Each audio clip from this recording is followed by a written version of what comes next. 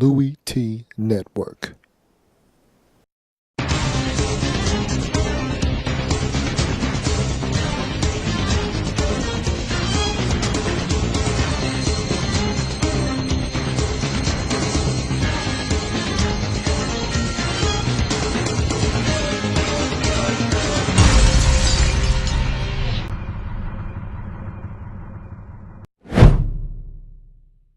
It's that time again. Don't watch me. Watch TV. I'm on? I'm on? But I'm on TV. So watch me. What is going on, everyone? I'm your host, Louie T. This is Pro Football Central Weekly, the Thursday edition. We have football tonight. So, before I get to anything, I've got a couple of guests coming up on the show today. It's a jam-packed show. I don't want to waste a lot of time. I've got Mike Batista of Black and Gold Central Radio coming on the program, of course, to talk Pittsburgh Steelers football. We had a long, extensive talk about them on the Tuesday edition of PFC Weekly, and so we're going to discuss the Steelers even further today with Mike Batista. Also, good friend of the program, Teron Davenport, will be back to talk to us about the 49ers and their big matchup versus the Seattle Seahawks. Of course, Teron Davenport of BaySportsNet.com and Niner Talk Central will be here to talk about that huge matchup coming up this week. So, lot to get to. Want to talk about the Jets and the Patriots first before we get to anything else. And so, I don't really want to focus too much on the game itself. I'll do that at a later date and time, but I want to talk about Geno Smith and this Jets quarterbacking situation a little bit before we get to our interviews and whatnot. Geno Smith found a way to get a win last week in a game where I didn't think that the New York Jets played all that well, but they hung in. They did what Rex Ryan coached teams do. They play defense and give themselves a chance, especially if the other team is going to help them out with 13 penalties, with turnovers, and with mistakes, which is what the Tampa Bay Buccaneers did in this game. And so Geno Smith found a way to win. Now, is he the guy in New York? That remains to be seen, but he played well enough to help his team win.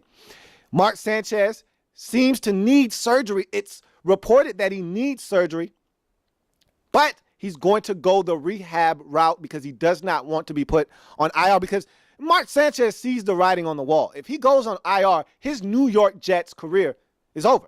And so he knows he can't afford to go on IR to have the surgery that he probably needs.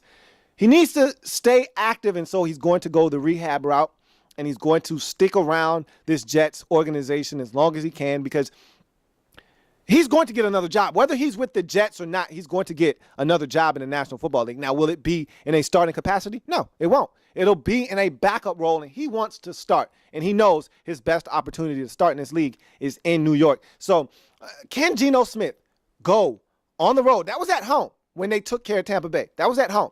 Can he go on the road against the best team in his division and play smart, solid football and help his team win a football game? That's the question, because the Patriots are a very opportunistic defense. They force turnovers. You make a mistake, they are going to take advantage of it. Now, they're not the best defense, and they can be had.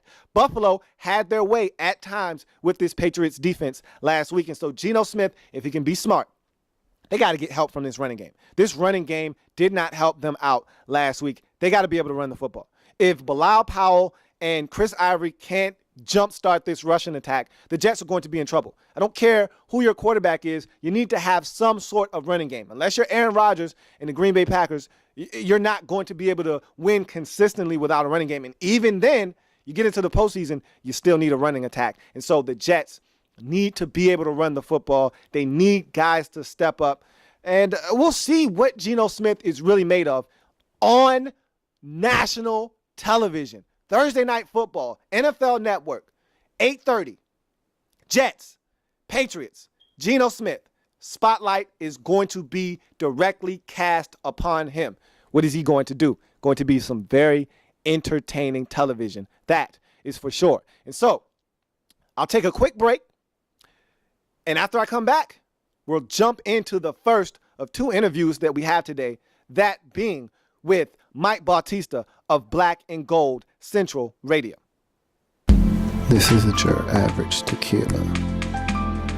Distilled 5 times, bottled in pure crystal, and wrapped in satin. This is an experience of luxury for people who appreciate the finer things in life.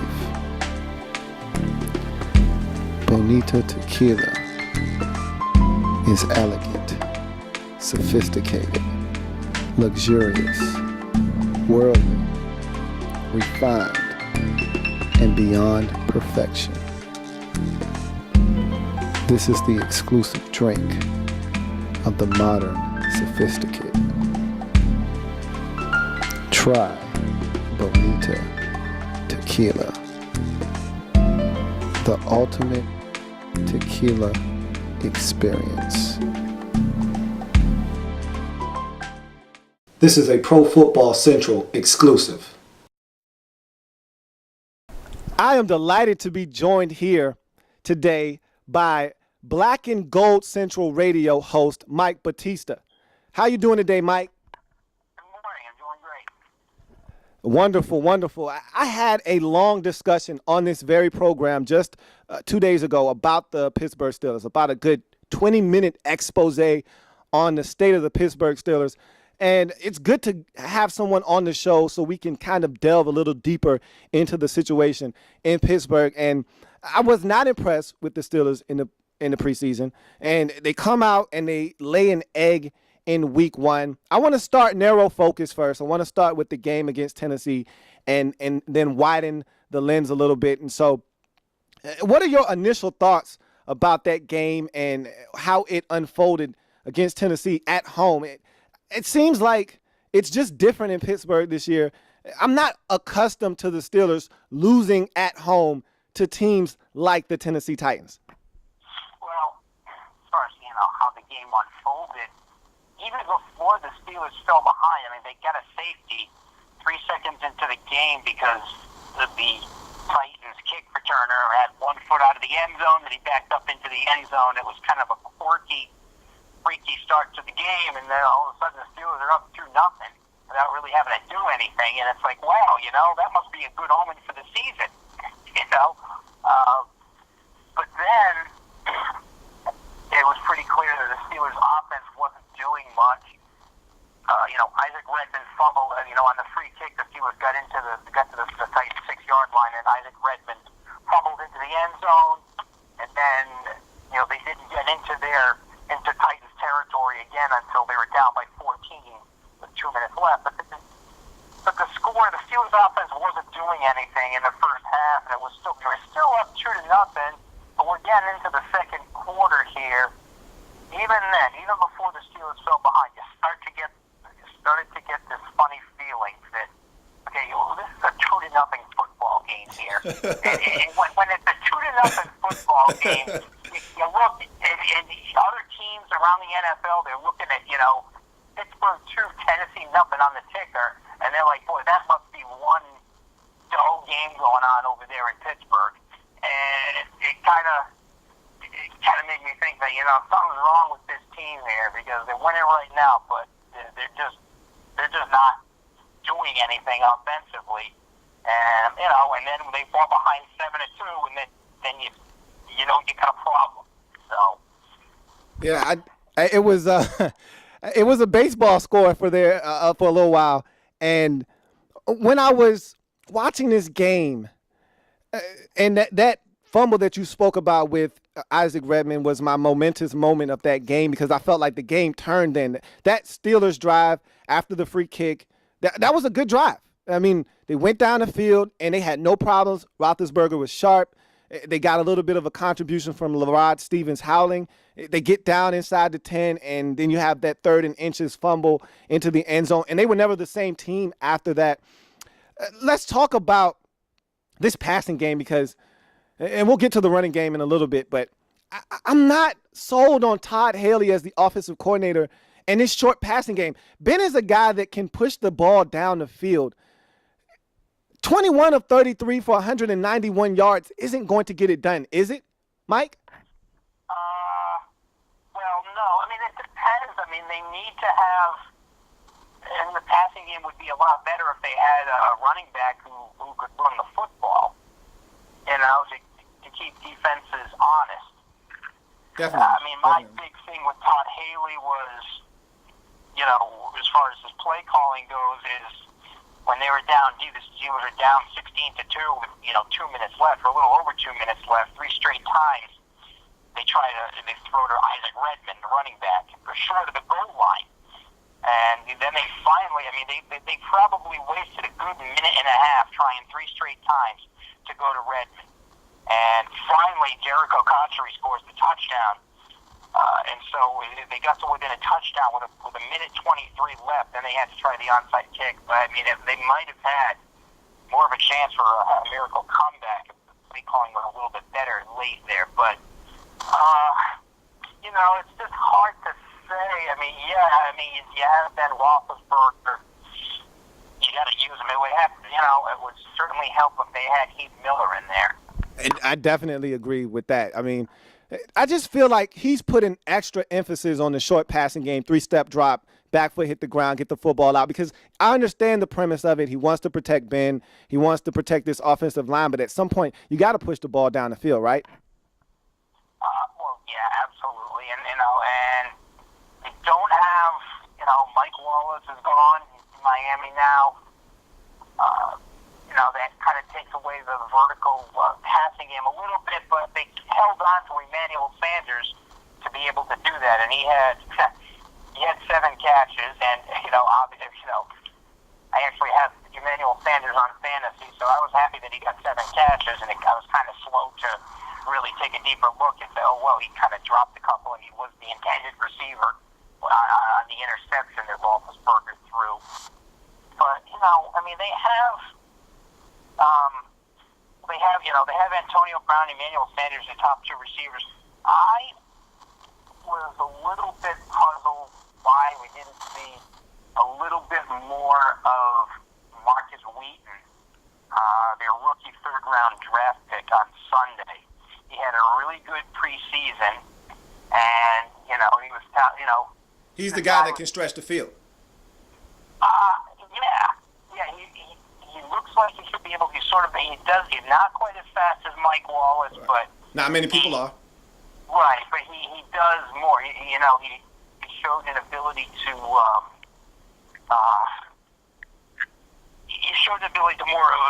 to run more routes, to be a little more diverse in his route running, and also can catch passes in traffic there.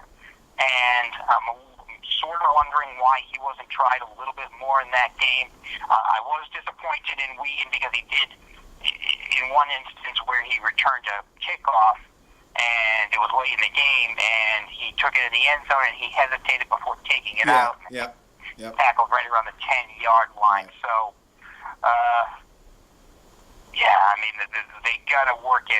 They drafted Marcus Wheaton in the 3rd round. And Mike Wallace also was drafted in the 3rd round, and Mike Wallace in his rookie year in 2009, even in that season opener, he made a big catch. So it was apparent from week 1 that Mike Wallace was going to be good.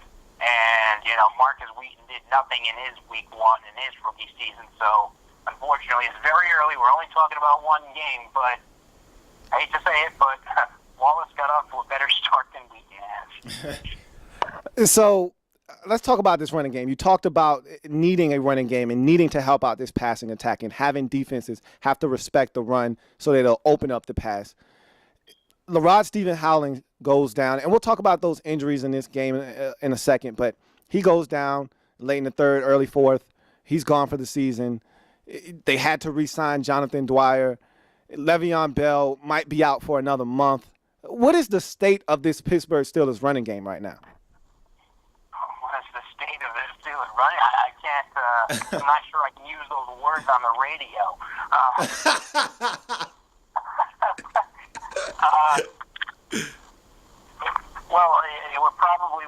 We're looking at Isaac Redmond starting again. It looks like where with Jonathan Dwyer as a change of pace back, and at least I would at least hope, and Redmond had a bad game on Sunday. Fumbled twice, lost one of them, but they should, until Bell comes back, Mike Tomlin needs to at least stick with one starter. And, I do like Isaac Redmond a little bit better than I like Jonathan Dwyer, because Redmond has come up big in spots throughout his career. In 2009, he was an undrafted rookie. His nickname was Red Zone Redmond because in practice he was really doing well in the goal line drills. And then in 2010, he caught that winning touchdown pass on the same play that I was talking negatively about in my previous answer, but he got that winning touchdown against Baltimore in Baltimore, and then that game that the Steelers won decided the AFC North and helped the Steelers get to the Super Bowl. And he, even though it was in a losing effort after Rashard Mendenhall tore his ACL, Redmond had 121 yards in their playoff game at Denver.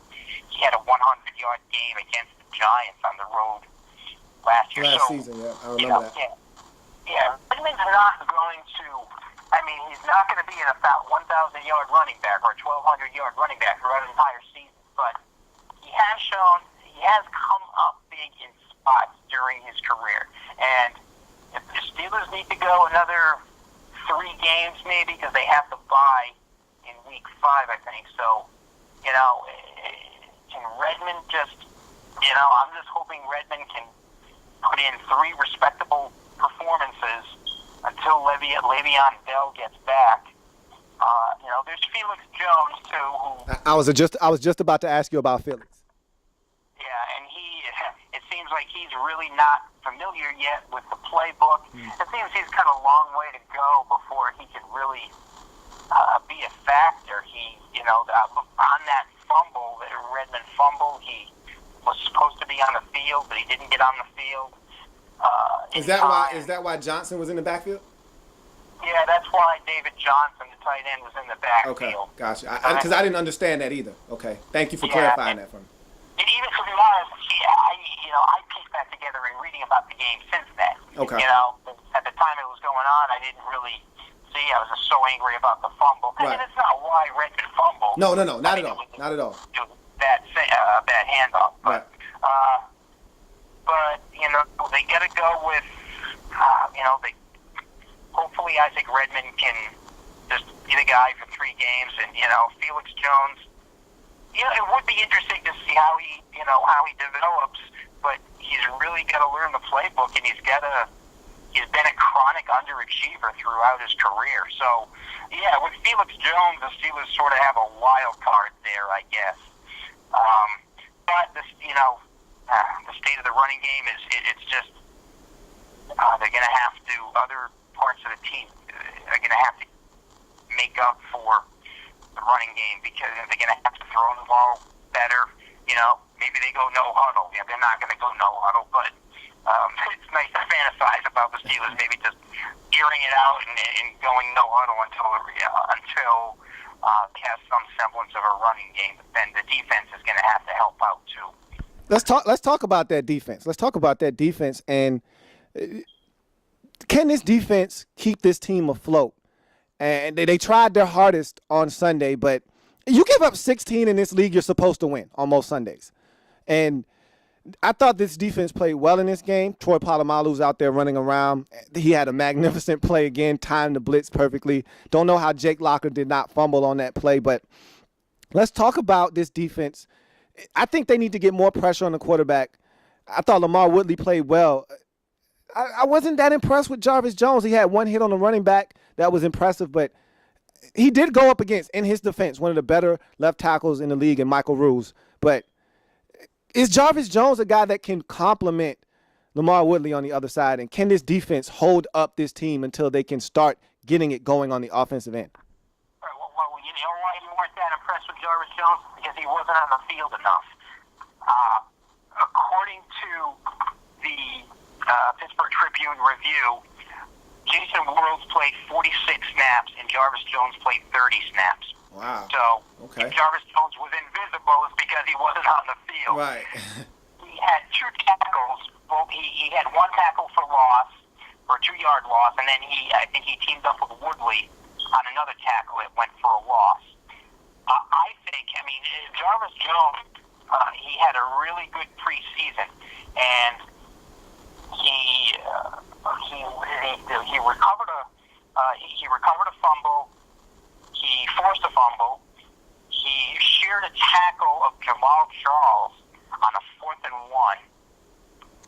He recovered the ball when the Steelers had a field goal blocked. So during the preseason, Jarvis Jones was always around the football. He showed a real nose for the football. I think that Jarvis Jones can, I think that he can help cause some turnovers. And I was looking at the Pittsburgh Post-Gazette today, and it looks like Jarvis Jones is going to be starting Monday night at Cincinnati, and I think that's a good move for the Steelers. Because Jason Worlds, this is his 4th year. He has 10 career sacks. He was a 2nd-round draft pick in 2010. When is he ever gonna really make an impact? I think it's really time to really just turn the page, essentially. Take the training wheels off of Jarvis Jones and see what he can do. And you said earlier, when you give up 16 points, you're supposed to win, but you're also supposed to force turnovers, and the Steelers forced 0 turnovers. So giving up 16 points, that's only part of the job. So the defense did not do everything that it should have done in that game. You need to force turnovers, and that's been a big problem with the Steelers for the last 2 years. Yeah, definitely. In 2010, they went to the Super Bowl. They forced 35 turnovers.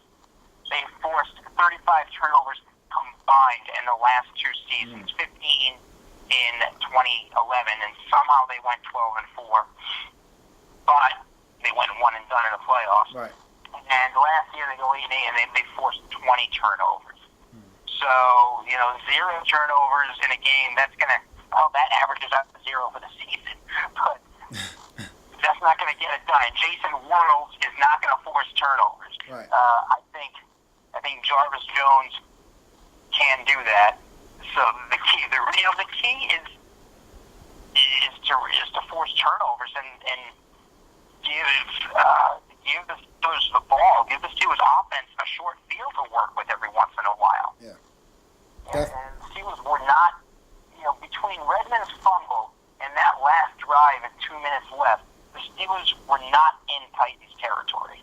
Yeah. And one of the ways to do that is to get the offense to cough the ball up, Now, I talked about the injuries, and they've had a plethora of them in this single game. Larry Foote gone for the year, torn bicep. You look at probably the biggest of all of these injuries, Marquise Pouncey gone for the season. He shredded his knee, and he's going to need surgery. And Larod Stevens-Howling, he's gone too, tore his ACL. Steelers have some issues. They moved Kelvin Beachum to center. They did sign Fernando Velasco. Is he going to be the guy that they look to be the center, or are they going to stick with Beachum? I read something that said that the Steelers were going to move on with Beachum at center, and I thought he played well in this game. But is he the long-term solution, or are they going to try to get Fernando Velasco up to speed on this offense and get him in there at center? Well, yeah, I think that Velasco, they're going to start Beachum for now at center, but I think once the Velasco is up to speed, they should start him at center and do what they've been doing with Beachum, which is have him in there technically as a tight end. Because with this offensive line, and one of the things, I think one of the reasons that they had Beachum in there as a tight end is basically because that offensive line, they need 6 offensive linemen to block because the 5 offensive linemen weren't getting it done, and they needed an extra offensive lineman out there. Right. So I really think Beachum was helping this team the most as that tight end there. And because it's interesting because on Bleacher Report, I write for Bleacher Report, and then Matt Miller, he did, during the off season, he did the VR NFL 1000 series, and he rated players in each position. And he had Velasco as the 11th ranked center in the NFL for the 2012 season. Right. That was 5 spots ahead of Pouncey. And one of the things about, comparing Velasco to Pouncey is Velasco isn't quite as, and this is kind of going a lot on what Matt Miller wrote, and I'm going to be repeating myself a little bit when I do my own show later on today, but Velasco isn't as athletic as Pouncey. He's not going to get to the second level quite as much as Pouncey was able to do, but he's bigger and he's just maybe a little bit stronger than Pouncey. Yeah, probably a little bit more stout. Yeah, definitely. A little stouter, yeah, and is it more stout or stouter? I'm not sure. Go back to 6th grade English class, but yeah, and I'm kind of wondering because he's more of just a power blocker, just a straight ahead power blocker, and I wonder how that's going to work in the Steelers' zone blocking scheme. Right. But if I'm like Tomlin, I start Velasco as soon as he's ready at center, and then put Beecham there at tight end until Heath Miller comes back. All right, now let's go big picture now. We focused in on that Titans game and what went wrong and how the Steelers weren't able to come away with the victory. I'm ready to go big picture now. Has the outlook for the Steelers season changed at all? The morale around the locker room, the players, the fan base, has it changed after that Week 1 performance? What are the expectations for the Steelers team? Normally, every year, it's playoff or bust. You got to win. You got to win. You got to try to win the AFC North. You got to get to the postseason, and then you need to win the Super Bowl. What are the expectations for the Steelers team, and have they changed since Week 1? I don't think they changed all that much because I had the Steelers going 9-7. Okay. See, that's realistic, but a lot of people aren't realistic. Well, yeah, but I think that it is hard to say. It's interesting. It's an interesting question to think about. It's a really good question. Don't change because a 9-7 team. A 9-7 team is gonna throw in some clunkers like they did on Sunday. Yeah. 9-7. That's not an elite team. Right. I think expectations for the Steelers were a little bit diminished to begin with. Mm-hmm. But this was a game that they were supposed to win, though. Right. If you looked at the schedule, and this was probably one of your 9 victories right here. Right. This definitely was one of my 9 victories. Yeah. Now, for them to go 9-7, they're gonna have to steal one, maybe. Yeah. Exactly. Or Green Bay or something. Yeah. Exactly. And yeah. You know what? I mean, yeah, they did change a little bit because now I would have to say that the expectations are a little bit different because now, I mean, can you really look at that Jets game on October 13th, I believe it is, at the Jets? Can you guarantee a win there? Right. Can you even guarantee a win at Oakland 2 weeks later? I mean, Oakland snuck up and got them last year, so anything's possible. Right. And, they supposedly, when the schedule came out in April, in November, they host Buffalo and Detroit in back-to-back weeks, which seems like a nice little soft landing spot before they have to go to both Baltimore and Cincinnati on back-to-back, in a 5-day stretch. So can you really guarantee wins over both Buffalo and Detroit at home there? So I would say that, as far as their overall record, big picture, at least for me, it's not that much different. The Steelers didn't, I could see 9-7 a little bit in that team, although I could see, even worse than 9-7. So, in a nutshell, to answer your question, expectations change, a little bit, but,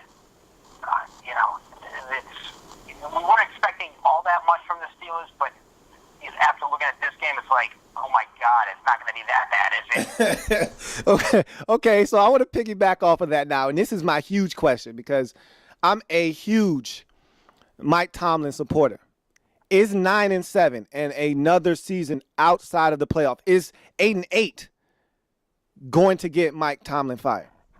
No. 8-8 is no. That's not going to get him fired. Let's not forget that Bill Cowher had 3 straight non-playoff seasons between 1998 to 2000. The Steelers went 3 straight seasons without making the playoffs, and I believe that there was a 6-10 season in there. Okay. I can look it up pretty quickly here on my Pro Football Reference here. Let's do the good old franchise encyclopedia. Let's look. 1998, 7-9. 1999, 6-10. 2000, 9-7. 3 straight years under Bill Cowher that the Steelers didn't make the playoffs. So, and Mike Tomlin, and that was before Cowher won a Super Bowl. Right. At that point, Cowher got to a Super Bowl but lost it. Mike Tomlin had won a Super Bowl, and he's been to another one. Yeah. So, Is this even a reasonable discussion in your mind? is what a reasonable decision. The job security of Mike Tomlin. No, I don't think so. I don't either. I really don't. I don't either. No, because I think that maybe like 2 straight 4-12, maybe a 4. I think even. Let's just look at this year. Steelers go 3-13 this year. I don't even think that's going to get Mike Tomlin fired. He might be on a shorter leash. There might be some changes in the organization, some philosophical changes, but even a 3-13 clunker, I don't think that's going to even get him fired. If he follows up a 3-13 with a 2-14 next year, well, then maybe we need to think about it. But no, nothing. No matter what happens this year, Mike Tomlin is not on the hot seat, and I really think that he's got plenty of breathing room. Having said that, I think that this is going to be his sternest coaching test because, aside from winning Super Bowls, there's one thing that Chuck Noll and Bill Cowher were able to do that Tomlin hasn't done yet, and that's, pull things from the wreckage, sort of. Chuck Noll, I don't want to give away too much because I have, some things that I want to say on my own show, but Right. Chuck Noll had some bad, there were some times where Chuck Noll, even after he won the Super Bowls, did a lot with limited talent. Right. And Bill Cowher, throughout the 90s, went to the playoffs 6 straight years, and that's why, that's one of the reasons, too, why they were patient with him in the late 90s.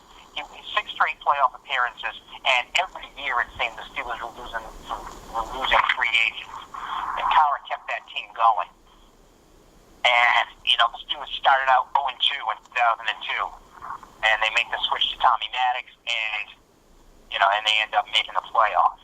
I don't think Bill Cowher was going to draft Ben Roethlisberger until Dave Rooney, stopped by the draft room and reflected about how his father regretted not drafting Dan Marino 20 years earlier, and so he listened and said, okay, I'll draft Roethlisberger, and you know what happened there. So, so this is, Mike Tomlin has a chance here to really show what he's made of as a coach, but he's not on the hot seat. No. Thank you. I just needed to hear that for myself because I'm hearing a lot of chatter, and I don't think it's warranted, and I don't really put too much stock into it because the Rooneys don't fire head coaches, and Tomlin has won a Super Bowl. It's not like this guy hasn't been getting it done. He's been to 2 Super Bowls. He's won 1. I think this guy is an excellent motivator. I don't think that there's a lot of merit to that discussion, so I'm glad you clarified that for me. Now, before I let you out of here, this is something I like to do with all my guests. It's called the 2-minute offense. And this is a quick little, I guess, word association game I like to play where I give a name or I give a team or I throw something out there and I want the first 3 to 5 or 7 words that come to your mind when you hear whatever it is, the phrase that I give you, okay? Now, I get to call 2 timeouts if need be. Timeouts are essentially when you give me the standard run-of-the-mill, politically correct answer, and I know you don't really feel that way, or at least I don't think you do. And so I get to call a couple of timeouts. You get to call a couple of timeouts. If you want to pass on something or you do not want to answer something because it might have hit a hot button issue for you or something, you can call a timeout as well. Are you ready? All right, so here we go. Going to start off really light on you, and then we're going to ramp it up. And it's random, so everything has to do at some point with the Pittsburgh Steelers. Ready? Here we go. Ben Roethlisberger. Hall of Fame. Dick LeBeau. I've got some work to do. Todd Haley. Give him a chance. Cincinnati Bengals. Beatable. Cameron Hayward.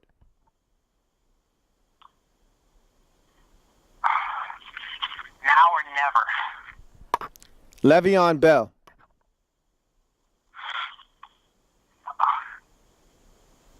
Even when he comes back, well, he still has something to prove because, we're still going to see if he can really run in the NFL. Cleveland Browns. You better sweep them in the deer.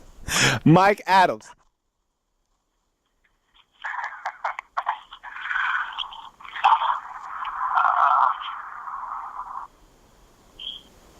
Work in progress. Timeout. Come on. That laugh, I know you want to say something else. It's tough to say. I mean, from one game, how Mike Adams, what are we going to do? He's the guy you got to go with as the left tackle. What are we going to do? Bring back Max Starks every year until he's 50? I mean, at some point, you just got to. I'll tell you what, man. Mike Adams was their second-round draft pick in 2012. If he doesn't work out, then that's an indictment on the Steelers drafting. So. Hey, hold on there. Kevin Colbert. Kevin Colbert? The 2013 draft is going to be a big test one way or the other. If this draft does not work out, I think that maybe Colbert might be losing his touch a little bit. Troy Polamalu. Big year coming up. Landry Jones. Oh, God. Oh, no. There's going to be a lot of comic book words coming out on that one. You know what? A lot of these young quarterbacks, even drafted in the middle rounds in the last couple of years, they're coming in, they're learning the system right away. Now, I know that it's just a good thing that the Steelers didn't draft Jones to be their starter because they'd be in trouble right now. Baltimore Ravens. Beatable. I think that the Steelers, they need at least one win against them. That's a good thing. I mean, at least, as disastrous as week 1 was, everybody's only one in the division. They're still tied for first. Pittsburgh Steelers. 9-7. I stand by 9-7. You're sticking to your guns. Mike Tomlin. Mike Tomlin? I don't want to repeat what I said earlier, but this is his he's got a big coaching test coming up. We're going to see what he's made of as a head coach. Definitely. I enjoyed this, man. It's been great. We got to do this again. Mike Batista, everybody. Take care. You too. Thank you. So that was Mike Batista, everybody. And I butchered that man's name the entire episode. He was a sport about it. And I want to make sure I make this correction right now. His name is Mike Batista. Not Bautista, Mike Batista. And he was a wonderful guest and provided a lot of insight into the world of the Pittsburgh Steelers, that realm that I was trying to tap into on Tuesday when I discussed them for a lengthy period of time. And he gave us a lot of insight, and he gave us a different perspective, one that I kind of share. The whole Mike Tomlin situation, I feel like he's not going anywhere, and I've been talking to people about it, and they seem to think that Mike Tomlin hasn't done enough, and I keep reminding them that this man has won a Super Bowl, and the Rooneys don't fire coaches, and he's going to have opportunities to right this ship, even if the Steelers do not make the postseason this year, and I don't think they're going to make it. And Mike Tomlin is fine. This Steelers team has some issues that they have to iron out, have some questions to answer, and I think Mike Batista did a great job of really trying to express that to us throughout that interview, and that was a lot of fun. I really enjoyed myself, and I thank Mike Batista of Black and Gold Central Radio for doing that interview. He's got to come back on and do it some other time. So I'll break this thing into two parts. This has been a very lengthy episode. I want to cut it off right here, and I'll come back with part 2 of Pro Football Central Weekly, the Thursday edition, when I come back and talk to Teron Davenport of Niner Talk Central Radio, co-host of that program, as well as BaySportsNet.com writer. And so we'll be back to talk to Teron Davenport, great friend of the show, in part 2 of PFC Weekly.